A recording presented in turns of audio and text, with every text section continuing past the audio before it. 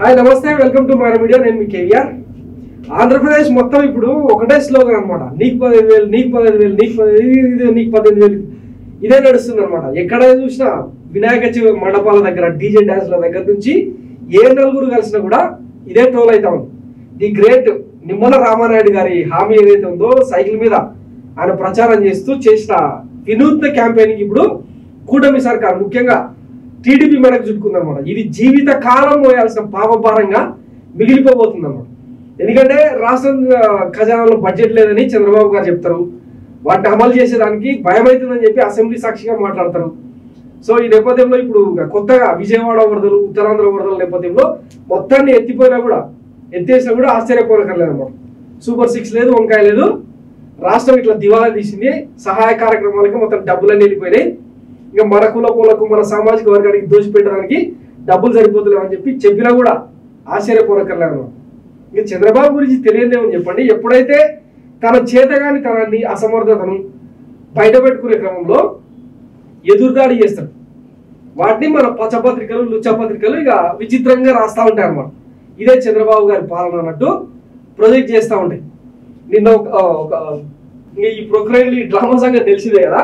ఉత్తరాంధ్రకు పోయి పంట నష్టం పోయిన ప్రతి రైతుకు 10,000 రూపాయలు ఇస్తాం, ఆదుకుంటామని చెప్పి ఒక మాట మాట్లాడింది అనమాట. ఎవరు అధైర్యపడద్దు, 17 బాధితులకు పరిహారం.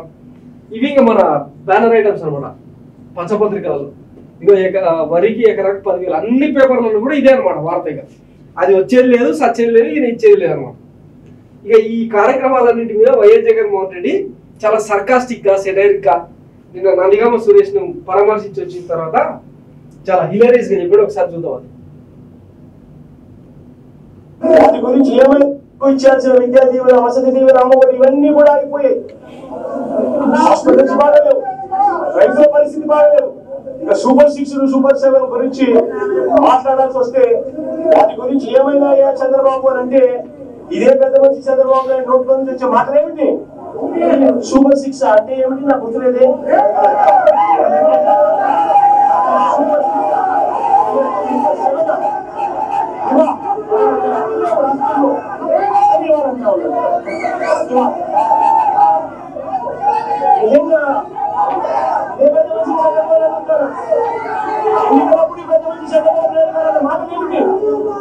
ఎన్నికలప్పుడు పెద్ద మంది చంద్రబాబు నాయుడు ప్రతి ఎమ్మెల్యే అభ్యర్థులు ఇంటికి పంపించి డోర్ టు డోర్ క్యాంపెయిన్ చేస్తూ అన్న మాటలు ఏమిటి?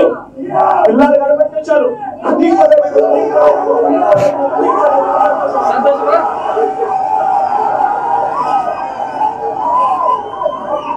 ఇంట్లో నుంచి ఆ పిల్లల అమ్మ బయటకు వచ్చింది అంటే, ఆ అమ్మ బయటకు వచ్చిందంటే, ఆ అమ్మతో పాటు వారి చిన్నప్పుడు వారి పెద్దలు బయటకు వచ్చిందంటే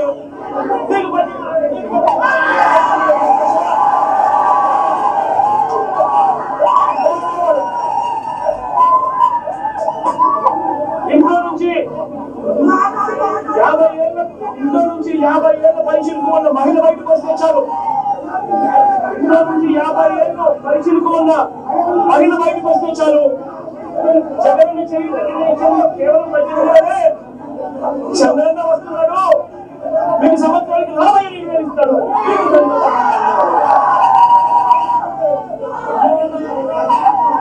ఇదే చెప్పాల్సి చంద్రబాబు నాయుడు. ఇంట్లో నుంచి ఒక 20 ఏళ్ళ పిల్లాడు బయటకు వస్తే చాలు, చంద్రన్న వస్తున్నాడు, మీకు నెలకు 3,000. సంతోషం నీకు?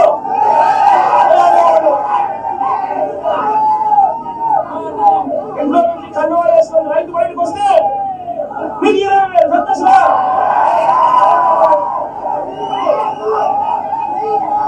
అడుగుతా ఉన్నా, సూపర్ 6 సూపర్. అసలు అంటే చావుల దగ్గరికి వెళ్ళినా, జైళ్ళ దగ్గరికి వెళ్ళినా ఈ పరామర్శల టైంలో ఇట్లాంటి జోకులు అవసరం అని చెప్పి పచ్చమూక ఇక ఓండ్ర పెడతా ఉంది గాడిద లెక్క. కానీ ఆ సంగతి పక్కన పెడితే ఇది చాలా అవసరం. ఎందుకంటే వాళ్ళు ఏ తరహాలో ప్రచారం చేసిండ్రు, ఇప్పుడు సంక్షేమాన్ని ఎట్లా ఎండబెడుతున్నారు అన్నది ఒక రకమైన డిస్కషన్ జరగాలి.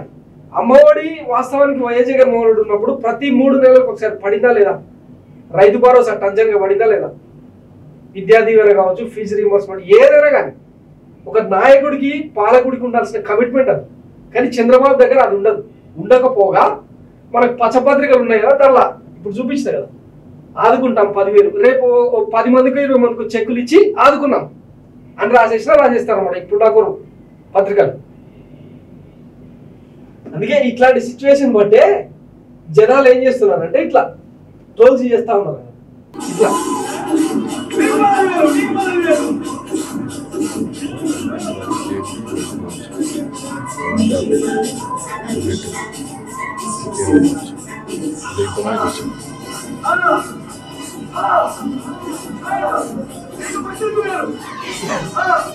ఇట్లా ఇంకా రాబోయే రోజుల్లో చాలా ఉంటాయి అన్నమాట. బ్యాండ్ బాజా భారత్ అలా దీపావళి టైంలో ఇంకా ఏ పండుగ వచ్చినా కూడా ఇది బాగా ట్రోలింగ్ అవుతా ఉంటుంది. మీరు ఇచ్చేది లేదు, పీకేది లేదు, జనం మాత్రం వీటిని చూపించి మిమ్మల్ని ఇక ఏమంటారు మెడ మీద తలకాయలు కూడా చేస్తారనమాట. ఇజ్జతీసుడు కార్యక్రమం అంటారు దీన్ని. వాస్తవానికి ఆంధ్రప్రదేశ్లో జరగాల్సిన ప్రస్తుత విషయం ఏంటంటే ఈ టీడీపీ కండ వేసుకున్న వాళ్ళు, బీజేపీ కండ వేసుకున్న వాళ్ళు, జనసేన కండ వేసుకున్న వాళ్ళు ఎవరెవరైతే ఓట్లు వేయించడానికి ఇంటింటికి వచ్చి మాట్లాడింటారో, హామీలు ఇచ్చి ఉంటారో వాళ్ళందరినీ ఇప్పుడు గల్లబట్టి అడగాల్సిన టైం అనమాట. అసలు ఈ 3 నెలల పాలనా కాలంలో వీళ్ళు ఏం ఊడబీకినరో, ఏం చేస్తారో ఒక క్లారిటీ ఇచ్చేసారు కదా. ప్రశ్నించటోని తంతరు మహా అయితే, ఇంకొంతమందిని చంపేస్తారు, ఆడవాళ్ళను రేపులు చేస్తారు, వాళ్ళను ట్రోల్ చేస్తారు. ఇదే కదా ఈ కూటమి సర్కార్ నీతి. వాళ్ళ అరాచకాలు కిరాతకాలు చూసిర్రు. ఒకవేళ ఊరంతా రాష్ట్రం అంతా తిరగబడితే ఏం చేస్తారు అన్నది వీళ్ళకి చూపెట్టాలన్నమాట. అది జరిగితే కానీ ఇంకొక అంటే నెక్స్ట్ ఎవడైనా వచ్చి పాలకుడు ఎవడైనా ఇట్లాంటి దిక్కుమాల హామీలు ఇవ్వడానికి భయపడతారు అనమాట, జంకాల. అది అసలైన ప్రజాస్వామ్యం. సో ఈ జగన్మోహన్ రెడ్డి మాస్ ర్యాగింగ్ తో అది ఇక రిఫ్లెక్ట్ అవుతా ఉంది అనమాట. శక్తికి మించిన హామీలు ఇవ్వడము అని చెప్పినోడు ఎవడు, ఇట్లా అటప్లాప్ కావాలని చెప్పినోడు ఎవడు, ఆంధ్రప్రదేశ్ కు అంటే రెగ్యులర్ గా వరదలు విపత్తులు వస్తాయని తెలియదా? ఈ పుండకూరలే కదా చెప్పింది. ప్రతి పేపర్లో ప్రతి 2-3 రోజులకు ఒకసారి ఆంధ్రప్రదేశ్ అప్పు 14 లక్షలని ఒకటి రాస్తాడు, 10 లక్షలని ఇంకొకటి రాస్తాడు.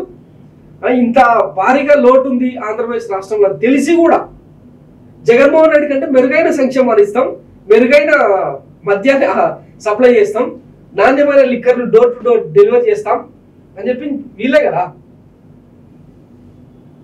మరి ఇప్పుడు ఏమైంది? సో ఇక ఆలోచించాలన్నమాట. జగన్మోహన్ రెడ్డి అనే వ్యక్తి ప్రతిపక్షంలో ప్రభుత్వంలో లేకపోతే ఈ రాష్ట్రానికి నిజంగానే దిక్కులేదు. ఇప్పుడు బీజేపీ ఏం బిక్తుంది, కాంగ్రెస్ ఏం బిక్తుంది, మిగతా కమ్యూనిస్ట్ పార్టీలు ఏం చేస్తున్నాయి అంటే జగన్మోహన్ రెడ్డికి ఒక్కడికేనా బాధ్యత?